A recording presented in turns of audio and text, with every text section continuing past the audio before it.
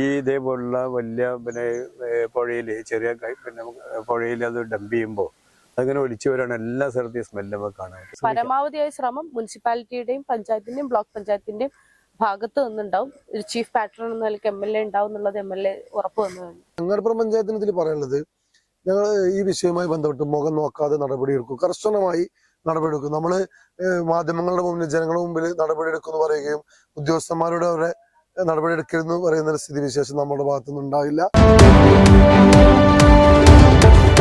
ഈ അങ്ങാടിപ്പുറത്തെ തിരുമാന്താംകുന്ന് ഭഗവതി ക്ഷേത്രത്തിന്റെ ആറാട്ടുകടവില് പൂജാരിമാർക്ക് കുളിക്കാൻ ശുദ്ധി വരുത്താൻ പോലും പറ്റാത്ത അത്രയും മാലിന്യമാണ്. അപ്പൊ മാലിന്യ പ്രശ്നം വളരെ രൂക്ഷമായി ഇത് block panchayat president advocate Najma Thabsheer, അതുപോലെ ഗ്രാമപഞ്ചായത്ത് പ്രസിഡന്റ് ഷബീർ കറമുക്കലൊക്കെ പറഞ്ഞിരുന്നു അടിയന്തരമായി പ്രശ്നത്തിന് പരിഹാരം കാണാൻ ശ്രമിക്കുന്നു. അപ്പോൾ MLA ഉൾപ്പെടെ ഇവിടെ സന്ദർശനം നടത്തുന്നു.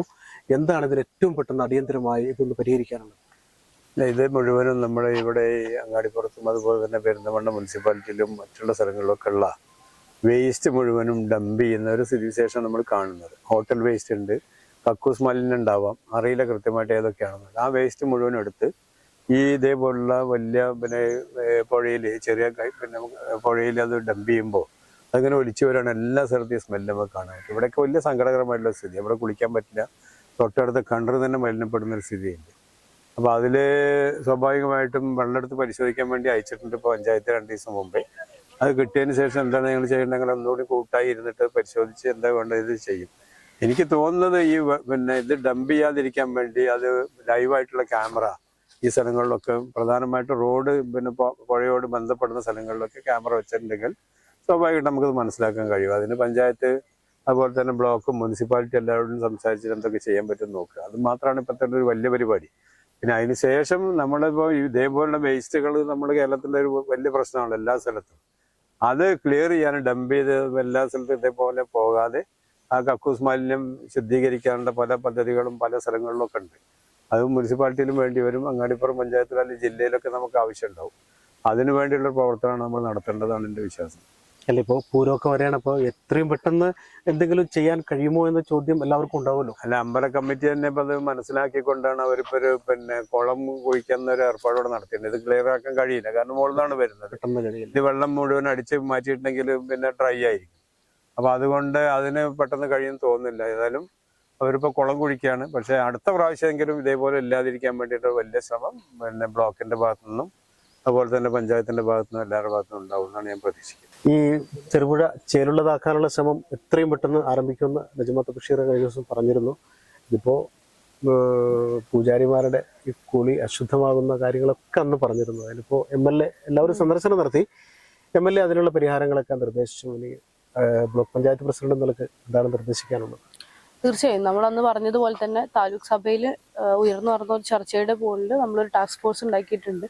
അതുമായി ബന്ധപ്പെട്ട കാര്യങ്ങൾ നടന്നു വരുന്നുണ്ട്, ഒരു ഫോളോ അപ്പ് നടന്നു വരുന്നുണ്ട്. പക്ഷെ ഇതിലൊക്കെ ഉപരിയായിട്ട് ഇപ്പം ഞങ്ങൾ മനസ്സിലാക്കുന്നത് നമ്മുടെ ഭാഗത്ത് നിന്നുണ്ടാവുന്ന ഏതൊരു മൂവ്മെന്റിനേക്കാളും നമ്മൾ ക്യാമറകളൊക്കെ സ്ഥാപിക്കുന്നതിനെ കുറിച്ച് പറഞ്ഞല്ലോ, 24 മണിക്കൂറും കൺതുറന്ന് നിൽക്കുന്ന ക്യാമറകളാണ് ജനങ്ങളുടെയും കൂടി സഹകരണം ഉണ്ടെങ്കിൽ ഈ മാലിന്യ പ്രശ്നത്തിന് കൃത്യമായി നമുക്ക് അതും ഭയങ്കര ഒരു ഘടകമാണ്. മറ്റു ഉദ്യോഗസ്ഥര് ജനപ്രതിനിധികൾ മാത്രം തീരുമാനിച്ചാൽ നിൽക്കുന്നൊരു വിഷയമല്ല. അതിന്റെ അപ്പുറത്തേക്ക് ജനങ്ങളുടെ സഹകരണം കൂടി ഇതിന് വളരെ ആവശ്യമാണ്. അതുകൂടി ഉണ്ടാവും ഞങ്ങൾ പ്രതീക്ഷിക്കുകയാണ് ഈ ഒരു മൊമെന്റിൽ.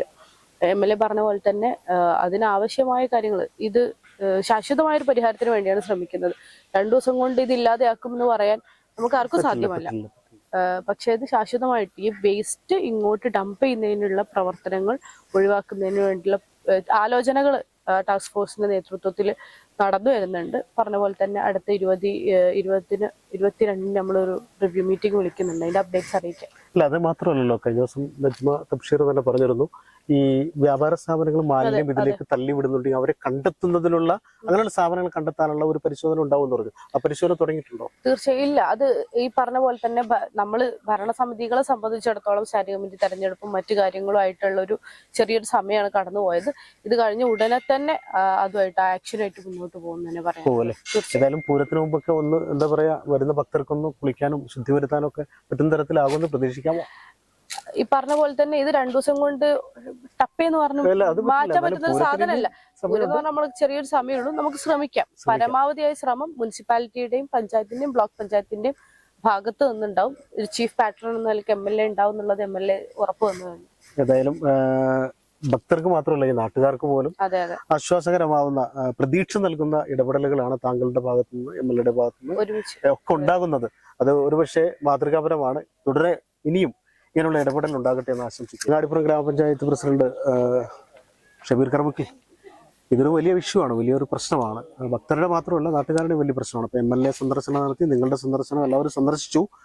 ആ സന്ദർശനത്തിന് അപ്പുറം എന്തൊക്കെ നടപടികളാണ് ഇതിനകത്ത് ഉണ്ടാവുക എന്ന കാര്യം MLAയും ബ്ലോക്ക് പഞ്ചായത്ത് പ്രസിഡന്റും പറഞ്ഞു. താങ്കളുടെ ഭാഗത്തു നിന്നുള്ള ഒരു മറുപടി കൂടി പ്രതീക്ഷിക്കുന്നു. ഇത് വലിയൊരു വിപത്താണ്. കാരണം ഇത് നമ്മള് പെട്ടെന്ന് തീർക്കാൻ ഒരു സംവിധാനത്തിനും കഴിയില്ല.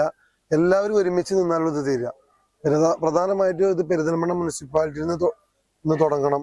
അതായത് താഴക്കോട് പഞ്ചായത്തിൽ നിന്ന് അവിടുന്ന് ഇങ്ങനെ പോരുന്ന ഒരു സ്ഥിതിയാണുള്ളത്. അപ്പോൾ അവിടുന്ന് സംയുക്തമായിട്ട് ഒരു ടീം വർക്കായിട്ട് തുടങ്ങാനാണ് കരുതിയിട്ടുള്ളത്.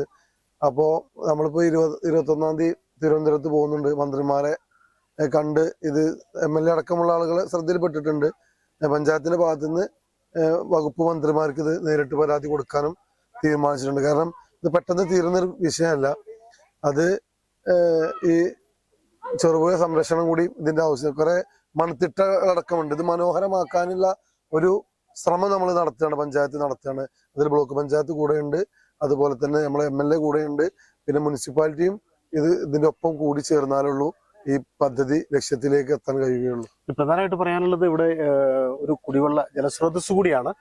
ചുറ്റുവട്ടത്ത് ഈ ചെറുപുഴ പോകുന്ന വഴിയിൽ കിണറുകളിൽ ഉറവയുണ്ടാവുക.